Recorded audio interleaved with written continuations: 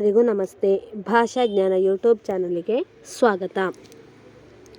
ಇವತ್ತಿನ ಒಂದು ವಿಡಿಯೋದಲ್ಲಿ ಕರುಣೆಯ ಹಾದಿ, ನಾನು ಆ್ಯರೋ ಮಾರ್ಕ್ ಹಾಕಿದ್ದೇನಲ್ಲ ದ್ಯಾಟ್ ಪೇಜ್, ಅದರಲ್ಲಿ page number 23 grade 3 12th chapter ಕರುಣೆಯ ಹಾದಿ.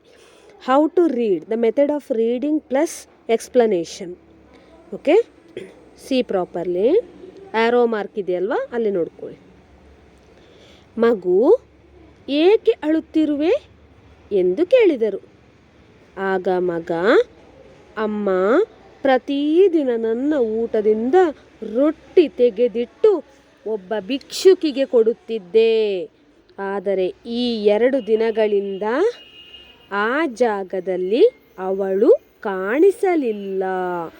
ಇನ್ನು ಕಾಣಿಸುವ ಯಾವ ಲಕ್ಷಣವೂ ಇಲ್ಲ ಎಂದು ಹೇಳುವಾಗ ಅವನ ಗಂಟಲು ಕಟ್ಟಿತು.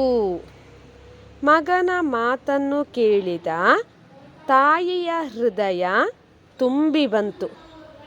ಬಡವರ ಕಷ್ಟಕ್ಕೆ ಸ್ಪಂದಿಸುವ ನಿನ್ನಂಥ ಕರುಣಾಮಯಿ ಮಗನನ್ನು ಪಡೆದ ನಾನೇ ಧನ್ಯೆ ಎಂದುಕೊಂಡು ಸಂತೋಷಪಟ್ಟಳು.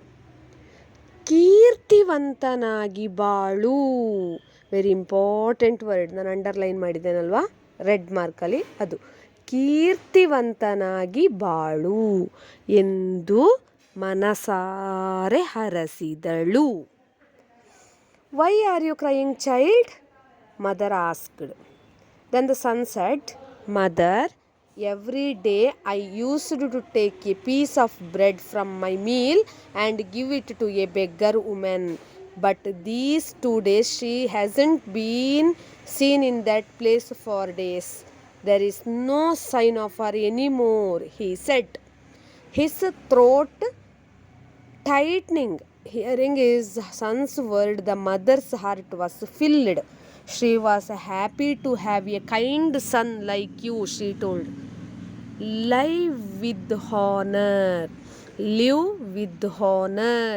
ಕೀರ್ತಿವಂತನಾಗಿ ಬಾಳು means live with honor. She wished him. Mother is telling like this. Last paragraph ನೋಡ್ಕೊಳ್ಳಿ.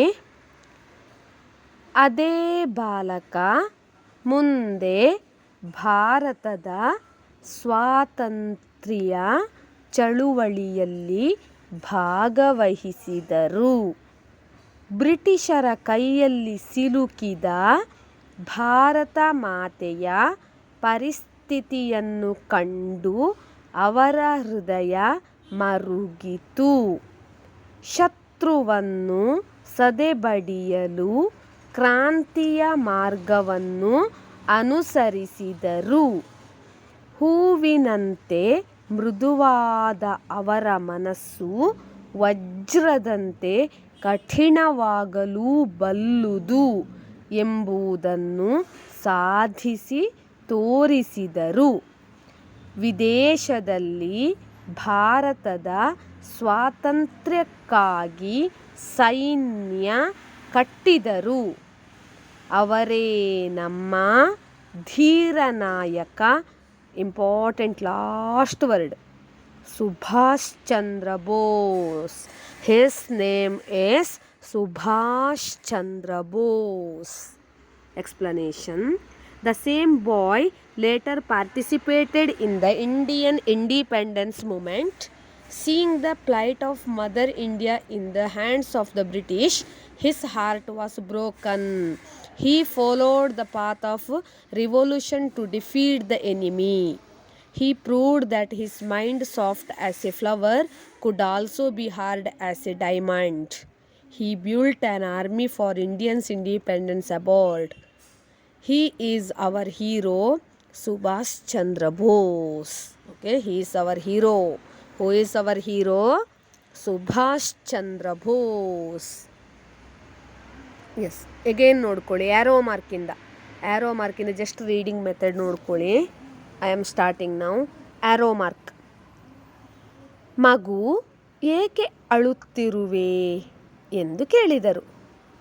ಆಗ ಮಗ, ಅಮ್ಮ ಪ್ರತಿದಿನ ನನ್ನ ಊಟದಿಂದ ರೊಟ್ಟಿ ತೆಗೆದಿಟ್ಟು ಒಬ್ಬ ಭಿಕ್ಷುಕಿಗೆ ಕೊಡುತ್ತಿದ್ದೆ. ಆದರೆ ಈ 2 ನೆಕ್ಸ್ಟ್ ಪೇಜ್ ದಿನಗಳಿಂದ ಆ ಜಾಗದಲ್ಲಿ ಅವಳು ಕಾಣಿಸಲಿಲ್ಲ. ಇನ್ನು ಕಾಣಿಸುವ ಯಾವ ಲಕ್ಷಣವೂ ಇಲ್ಲ ಎಂದು ಹೇಳುವಾಗ ಅವನ ಗಂಟಲು ಕಟ್ಟಿತು. ಮಗನ ಮಾತನ್ನು ಕೇಳಿದ ತಾಯಿಯ ಹೃದಯ ತುಂಬಿ ಬಂತು.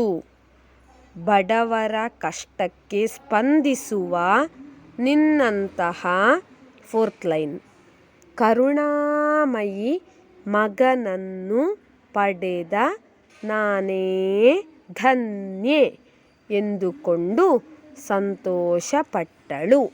Last line of that paragraph. ಕೀರ್ತಿವಂತನಾಗಿ ಬಾಳು ಎಂದು ಮನಸಾರೆ ಹರಸಿದಳು. ಅದೇ ಬಾಲಕ ಲಾಸ್ಟ್ ಪ್ಯಾರಾಗ್ರಾಫ್. ಅದೇ ಬಾಲಕ ಮುಂದೆ ಭಾರತದ ಸ್ವಾತಂತ್ರ್ಯ ಚಳುವಳಿಯಲ್ಲಿ ಭಾಗವಹಿಸಿದರು.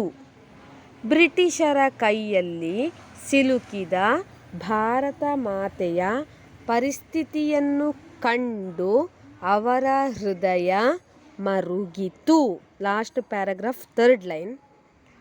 ಶತ್ರುವನ್ನು ಸದೆಬಡಿಯಲು ಕ್ರಾಂತಿಯ ಮಾರ್ಗವನ್ನು ಅನುಸರಿಸಿದರು. 4th line. ಹೂವಿನಂತೆ ಮೃದುವಾದ ಅವರ ಮನಸ್ಸು ವಜ್ರದಂತೆ ಕಠಿಣವಾಗಿಯೂ ಬಲ್ಲುದು ಎಂಬುದನ್ನು ಸಾಧಿಸಿ ತೋರಿಸಿದರು. ವಿದೇಶದಲ್ಲಿ ಭಾರತದ ಸ್ವಾತಂತ್ರ್ಯಕ್ಕಾಗಿ ಸೈನ್ಯ ಕಟ್ಟಿದರು.